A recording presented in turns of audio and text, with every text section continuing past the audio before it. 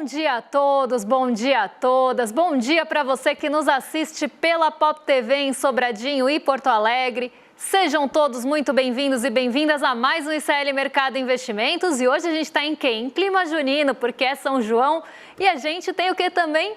São João da firma. Então a gente está todo temático hoje aqui no Mercado Investimentos para trazer para vocês o índice de confiança do consumidor que saiu hoje.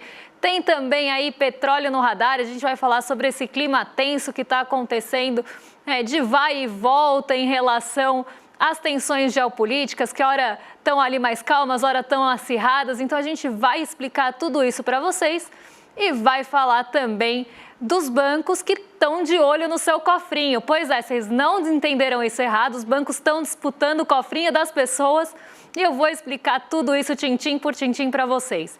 Mas antes de tudo isso, já vamos passar pela nossa agenda, porque hoje ela está recheada de dirigentes, presidentes e diretores de bancos centrais falando por aí.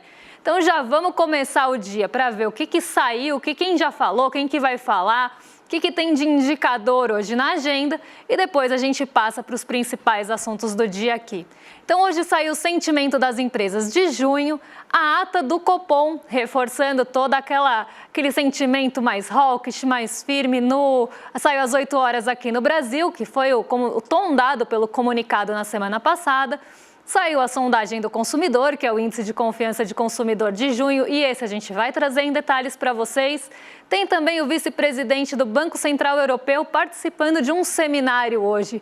Na verdade, já participou, porque foi às 8h15 da manhã, mas não para por aí, porque tem mais gente falando hoje, não é pouca coisa, viu? Hoje a agenda, se eu fosse resumir a agenda em poucas palavras, seriam dirigentes de Banco Central. Então vamos lá, porque tem a presidente do Banco Central, a Christine Lagarde, também discursando em um prêmio hoje na Bélgica, começou às 10 horas da manhã, e às 10h15 no Reino Unido, quem fala é o presidente do Fed de Cleveland. Então hoje, como falei, a agenda está tomada por esse tipo de evento, né? Nem tanto de indicador, mas de evento. Às 10h55 no Reino Unido, o economista-chefe do Banco Central Europeu, Philip Lane, também começou um discurso num fórum organizado pelo Barclays, mas também não para por aí, porque tem mais agenda vindo. Às 11 horas, agorinha, quem começa a falar, e isso deve ganhar um pouco mais de repercussão, é o presidente do Fed, Jerome Powell, que vai testemunhar perante o comitê da Câmara. E às 11 horas também lá nos Estados Unidos, sai índice de confiança do consumidor deles. O presidente do Fed de Nova York, o John Williams, discursa em um evento institucional. Então, como eu falei, hoje a agenda está tomada por falas de presidentes, dirigentes, diretores de Banco Central aí pelo mundão. E hoje, agora às 11 horas, quem fala é o Jerome Powell, que deve ganhar um peso um pouco até maior, depois de várias incertezas em relação à condução da política monetária nos Estados Unidos. Agora eu vou dar bom dia para o Diego, porque eu e Diego hoje estamos o quê? Estamos de Chico Bento no shopping. Então, Diego, bom dia para você. Conta pra gente como é que fechou o mercado ontem, né? Então, conta esses movimentos pra gente, enquanto eu tiro meu chapéuzinho aqui, porque ele está quase caindo. Bom dia, Débora. Muito bom dia para toda a audiência. Um prazer aqui imenso estar com vocês. Coloquei meu chapéuzinho que não coube muito bem na minha cabeça, mas não vou ficar de fora da brincadeira, né? Enfim, muito bom dia para minha equipe aqui de telespectadores fiéis, Diego Bonar, Maria Helena, Gladys Garcia, Theo Kool. Bom dia pro Guto, bom dia pra Dani, bom dia pra Lívia, bom dia pra todo mundo, bom dia pra Meire, que perguntou se era Diogo. Bom dia. Maria Helena está perguntando sobre trancinhas. Eu gostaria muito de fazer, mas eu acho que infelizmente meu cabelo ainda não é grande o suficiente. Mas quem sabe no próximo São João, quem sabe? Vamos ver se é possível. Enfim, vamos para o nosso fechamento? Pois bem, a semana começou bem tensa nos mercados, viu? Ontem o clima predominante foi de cautela após o Irã lançar ataques contra bases dos Estados Unidos no Catar. Mas com um detalhe bem importante, aliás, o próprio Irã avisou de antemão que ia rolar o ataque, numa jogada para evitar vítimas e conter a escalada do conflito, né? Aliás, o Donald Trump agradeceu esse aviso no comunicado. Mesmo assim, o Ibovespa balançou. Chegou perto dos 135 mil pontos, mas fechou com uma leve queda de 0,41%, cotado aos 136.550 pontos. Enquanto isso, Nova York surpreendeu. O S&P 500 subiu quase 1% no dia de ontem. E, por outro lado, o petróleo despencou. Tanto o Brent quanto o WTI caíram mais de 6%, depois que os EUA, os Estados Unidos da América, atacaram instalações nucleares no Irã no fim de semana usando bombardeiros de alta precisão.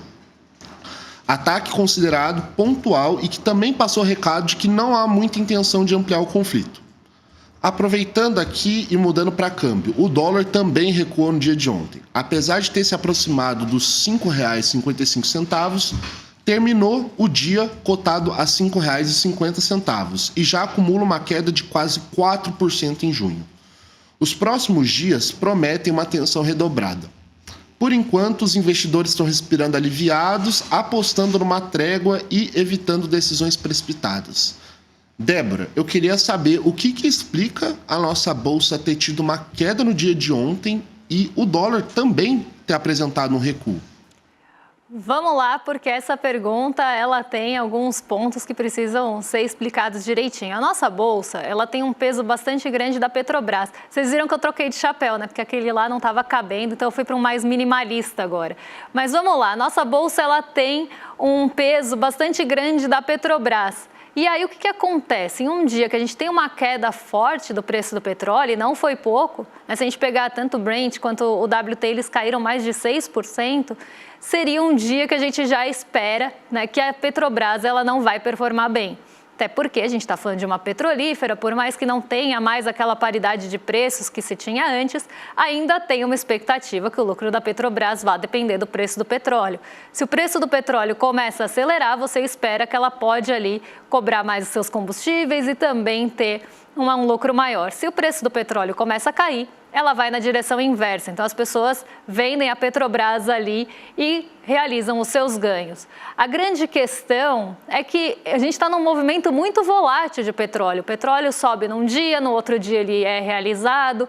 Se tem uma notícia envolvendo o Estreito de Hormuz, ele sobe. Se você tem uma notícia que não reforça que vai ter algum fechamento no Estreito ou que vai ter alguma trégua, você vê que o petróleo ele recua. Então, a gente está com um petróleo super volátil e está subindo e descendo. Só que a Petrobras ela tem os fundamentos dela, independente do preço do petróleo. Você não pode, né, colocar tudo isso na conta do sobe e desce do petróleo. Só que para quem especula, esses movimentos de volatilidade são muito propícios. Então, a pessoa compra e vende no melhor momento, independente dos fundamentos da Petrobras para frente estarem bons ou não. Então, acho que esse é o ponto que precisa ficar entendido, porque, por mais que o petróleo esteja com muita oscilação, a gente não pode esquecer que a Petrobras é uma empresa sólida e que tem seus fundamentos e que isso não vai deteriorar ou mudar por conta do preço do petróleo. Esse é um ponto. Só que em um dia que a Petrobras cai, a gente tem já um peso ali grande jogando contra o Ibovespa, só que ela não caiu sozinha. Ela caiu junto com os bancos, então o setor financeiro foi mal ontem também. E a única que deu um suspiro ali, um leve respiro para o Ibovespa foi a Vale, que fechou em alta, conseguiu recuperar uma parte das perdas do dia anterior e acabou limitando um pouco a queda do Ibovespa, que estava até mais acentuada no começo da manhã. Então, a Vale ela dá essa segurada, né, segura a barra, que é gostar do Ibovespa ontem. Só que a gente tem um outro ponto aí, que é a segunda parte do Diego, que é o dólar. O dólar ele teve um dia no começo da manhã, né, ou no começo da negociação de alta, inclusive com todo esse sentimento de cautela em relação aos conflitos no Oriente Médio, e aí ele vai cedendo durante o dia e fecha o dia em queda. Então ele muda até a direção, vai para o terreno negativo justamente por um enfraquecimento desse dólar. O dólar, a gente tem que sempre lembrar dele como um defensivo de carteira. Então, quando começa a ter uma expectativa que pode alguma coisa ir ali para um lugar ruim ou dar errado, o goleiro ele é tipo um defensivo, ele é tipo um zagueiro da carteira, aproveitando aí que a gente está na Copa Mundial de Clubes, ele é tipo um zagueiro, o ouro seria tipo o goleiro, que é o último ali a segurar a bola. Então, você tem essa segurança dada pelo dólar. Se você acha que a economia dos países vão ali, as economias no geral vão para um lugar ruim, o dólar só serve como esse defensivo. E aí, se você espera que as pessoas vão comprar mais dólar, a demanda por dólar sobe, as pessoas vão buscar essa segurança no dólar, o preço dele vai subir. Só que se você tem alguma notícia de trégua, de respiro, aí o dólar vai arrefecer justamente respondendo ao motivo que elevou. Então, se ele elevou porque estava toda essa confusão, essa cautela mesmo predominante por conta de conflitos, e esses conflitos saem um pouco de cena, ainda que temporariamente, o dólar arrefece. Não só em relação ao real, mas em relação aos pares também. O DXY, que é um indicador bem interessante para se olhar dólar frente a pares, ele também recuou ontem, foi até para baixo de 100 pontos, então foi um dia de enfraquecimento do dólar, porque ele tinha se valorizado nos dias anteriores, principalmente entre os pares, nesse movimento de busca por essa segurança. Então, esse é um movimento que às vezes acontece, e a gente teve aí um dia de bolsa em queda e dólar em queda, que não é o mais comum, mas tem uma explicação mais técnica aí em relação a ajustes de dólar também. Agora vamos para o nosso assunto do dia, porque a gente vai falar de petróleo, até para explicar um pouco dessa queda brusca do petróleo, que hoje continua. O petróleo Brent, petróleo Brent, gente, o que eu estou pensando aqui? Porque eu estava lendo a tarja que está embaixo, eu misturei guerra com petróleo Brent. O petróleo Brent, ele caiu mais de 6% ontem e hoje continua em queda firme, ali abaixo caindo mais 3% e voltando a um patamar de preço por barril mais baixo. E isso vem justamente dessa trégua, que não foi por tanto tempo assim, dos conflitos no Oriente Médio. Então a gente está com um vai e vem ali, pensando nessas tensões, como é que elas estão sendo tensionadas mesmo, a corda estica e a corda solta um pouco. Por mais que tenha tido ali o bombardeio de alta precisão, parece que existe uma expectativa que a trégua seja um pouco mais breve. Então, o que o mercado está olhando para precificar o petróleo especificamente? E aí eu não estou entrando no mérito da guerra aqui, eu vou só falar do petróleo mesmo e depois a gente pode até pensar em falar de outros aspectos. Mas o que os investidores estão vendo em relação a tudo isso que está acontecendo para precificar o petróleo e para ele ter caído tanto? Ele subiu com toda a expectativa que pudesse ser fechado o estreito, por lá passa 1/5 da produção de petróleo, e não só do petróleo, mas também do gás, né? Então tem toda uma questão de logística que envolve a região, e se os navios começarem a ter que desviar por algum motivo daquela região, seja pelo conflito ou pelo fechamento, os fretes marítimos ficam mais caros, os seguros dos navios ficam mais caros, e tudo isso impacta lá no final no preço do petróleo. Então não é só a questão da produção estar comprometida na região, mas também toda a questão logística envolvendo o frete marítimo que acontece também e passa pela região. Então, seja porque vai desviar, seja porque o seguro vai ficar mais caro, a rota vai ficar mais longa, tudo isso influencia no preço do frete. Então, você tem já essa expectativa, ou tinha essa expectativa. Por mais que ela tenha sido aprovada no parlamento do Irã, essa possibilidade de fechamento, ele ainda não foi sancionado. Então, o que o mercado entendeu? Que pode ser que o Irã esteja dando também ali uma segurada, eu diria, em relação ao fechamento, para ver como é que as coisas vão se desdobrar para aí sim tomar essa decisão. E isso poderia ser tido como esse possível sinal de trégua, esse possível sinal de não escalada do conflito. O fato também de ter sido avisado onde iria ser ali atacado, né, o Catar ali, onde os ataques iam acontecer para não atacar civis e tudo mais, também foi entendido pelo mercado financeiro como uma possibilidade de a gente vai responder, mas não queremos escalada do conflito.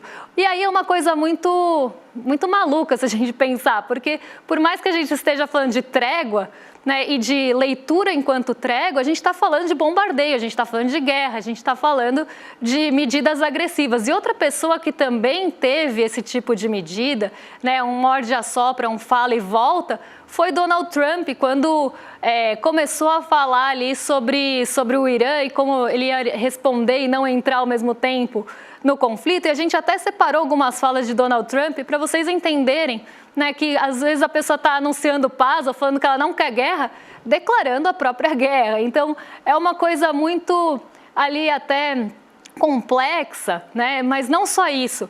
Tem muitas coisas que estão por trás de uma fala, como as que a gente tem do Trump. A gente tem o painel de falas do Trump aí, era de ontem, então talvez a gente tenha ainda na produção.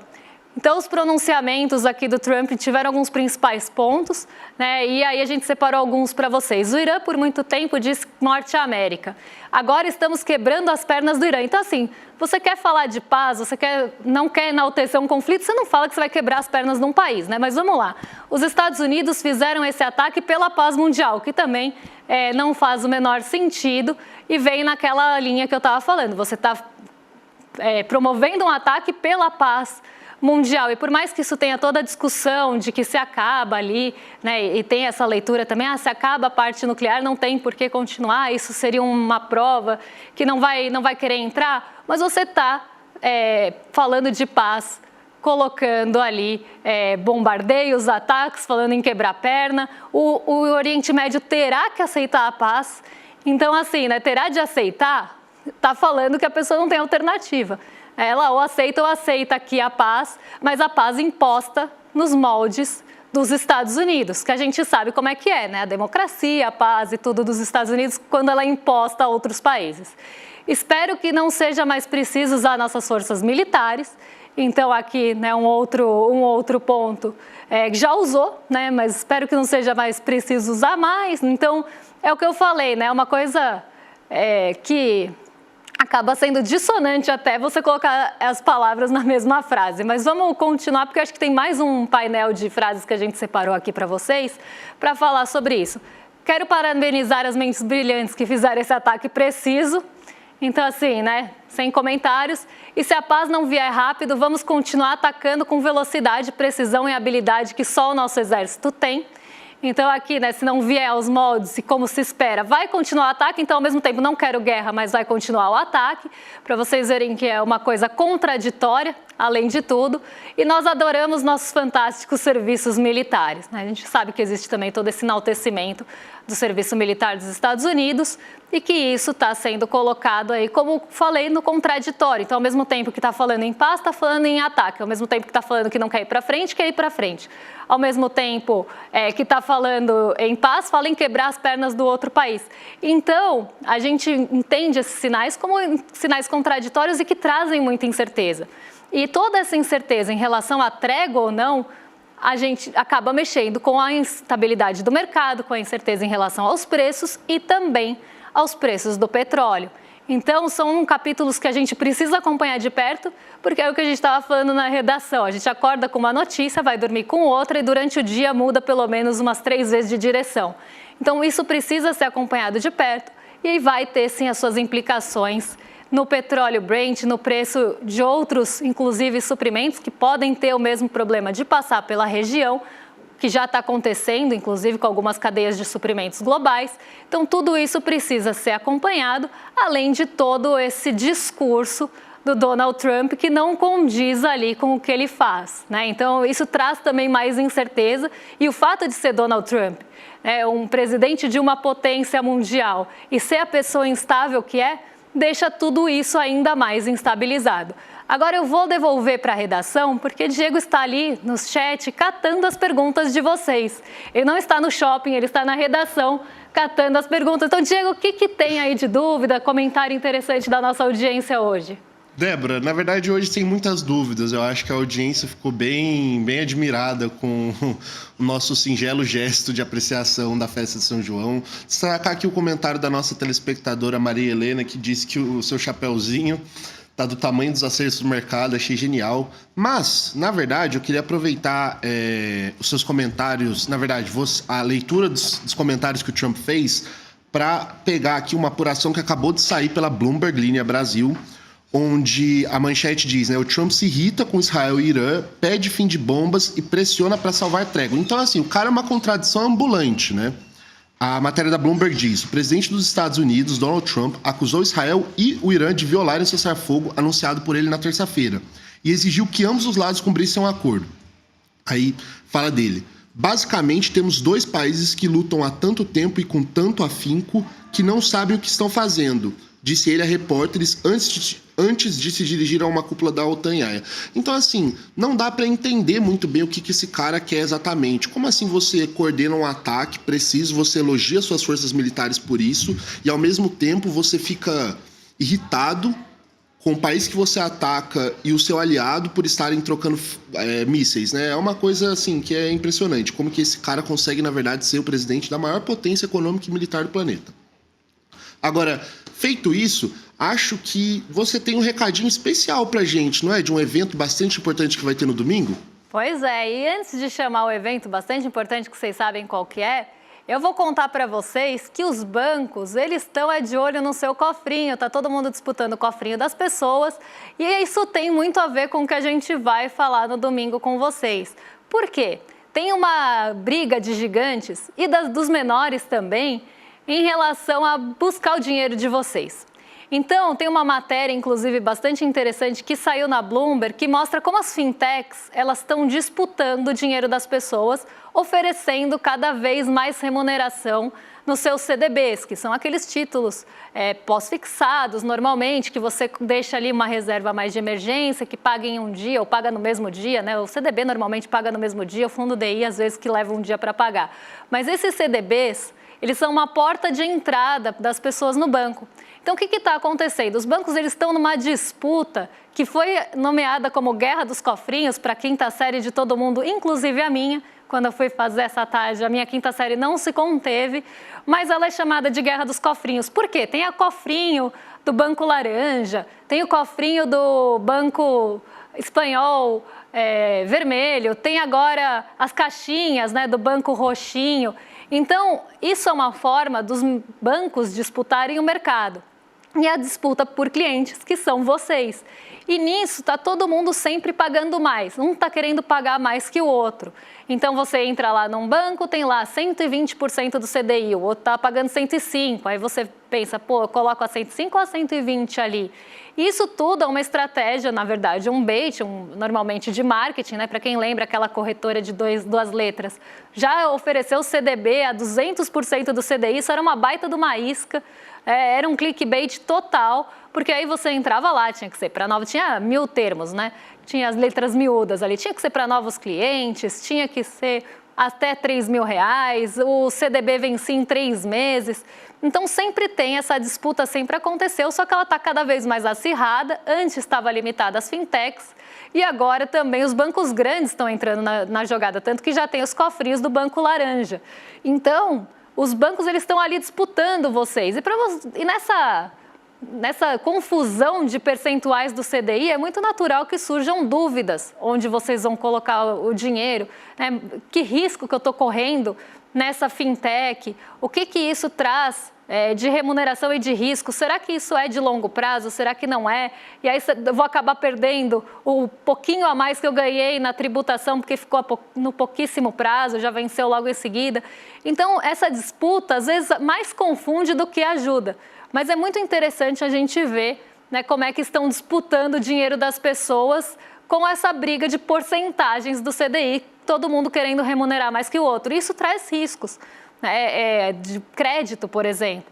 A gente viu um banco que teve problema, o caso do Banco Master, ele estava jogando as taxas lá em cima para ser atrativo, para captar esse dinheiro, para conseguir continuar operando. Ele estava já com riscos de crédito. Então, às vezes a gente vê uma coisa que parece só uma briga, uma disputa por cofrinhos, mas a gente tem que entender os riscos de crédito que aquela instituição financeira tem por trás. Será que vale a pena correr o risco daquela instituição para colocar meu dinheiro lá? Será que ela está com uma boa saúde financeira? Será que essas decisões que estão sendo tomadas vão impactar o caixa dela no longo prazo, no médio e longo prazo? A dívida dela vai ficar cara? Então, tudo isso precisa ser avaliado para não entrar em cilada. E aí sim que eu chamo o convite para vocês, porque esse domingo a gente tem um encontro super especial aqui, e a gente vai falar justamente de um momento que a gente está com turbulência, que está com instabilidade e que vai trazer para vocês um caminho, para cuidar do dinheiro de vocês, que a gente junta às vezes o dinheiro por tanto tempo, e leva uma vida para juntar, e aí vem as instituições financeiras querendo brigar entre si, e aí a gente acaba entrando numa cilada porque não leu as letras miúdas. Então, eu até coloquei essa notícia porque é uma notícia interessante, interessa normalmente a nosso público, mas também tem tudo a ver com o nosso assunto de domingo. Então, para entrar e saber mais, entre em iclmercado.com.br ou se inscreve aqui no QR Code e aí vocês já ficam com a aula agendada ali para vocês vão ser lembrados e vocês vão ter acesso a uma aula que é gratuita, mas que para conseguir o ingresso precisa se inscrever aqui. Então vamos assistir essa aula juntos para entender onde é que a gente vai nesse mundo que não só está turbulento, cada dia acontece uma coisa, mas que também tem essas minúcias ali do nosso dia a dia, que às vezes é isso, vou colocar meu dinheiro em A ou B, qual que é a diferença? Por que um está pagando mais? Que vantagem alguém leva nisso? Então, a gente vai contar para vocês tudo isso no domingo, às 8 horas da noite. E agora, eu ia falar da confiança do consumidor, mas não sei se vai dar tempo, viu, Diego? Então eu já vou entregar para os nossos vizinhos de cima, assim a gente pode comer crepe, curau. Então agora vocês ficam com o William De Luca e Guga Noblar na sequência e a gente volta amanhã para contar da confiança do consumidor e outros aspectos que estão mexendo com o seu bolso, com a nossa bolsa e com as nossas vidas. Um beijão e até amanhã, pessoal. Sabe que para muita gente às vezes sobra no fim do mês. É difícil, mas às vezes sobra um pouquinho de dinheiro. E ele fica lá no banco.